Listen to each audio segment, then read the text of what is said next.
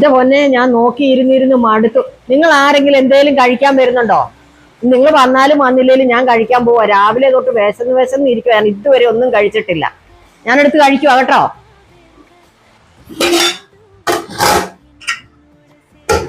നല്ല നാടൻ, നല്ല സൂപ്പർ വാട്ടുകപ്പപ്പുഴുക്കാട്ടോ ഇത്.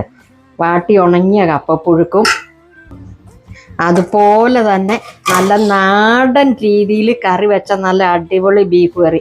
അതിങ്ങനെ എടുത്ത് ചാറും 5-6 കഷ്ണവും കൂടെ ഇങ്ങനെ അങ്ങോട്ട് കോരി ഒഴിക്കണം. ഇച്ചിരി കൂടെ ചാറ് മാത്രം ഇങ്ങനെ അങ്ങോട്ട് ഒഴിക്കണം കേട്ടോ. ഇതിൻ്റെ അകത്ത് ഞാൻ പ്രത്യേകിച്ച് മസാലകളൊന്നും ചേർത്തിട്ടില്ലേ.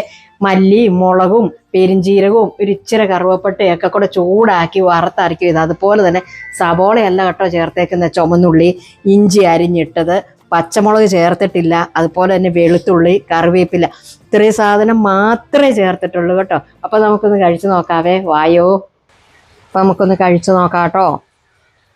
ഇതൊക്കെ ഉണ്ടാക്കി വെച്ചിട്ട് മറ്റുള്ളവർ വരാൻ വേണ്ടിയിട്ട് എത്ര നേരമാണ് കാത്തിരിക്കുന്നല്ലേ. നമുക്ക് കൊതി സഹിക്കത്തില്ലെന്നേ.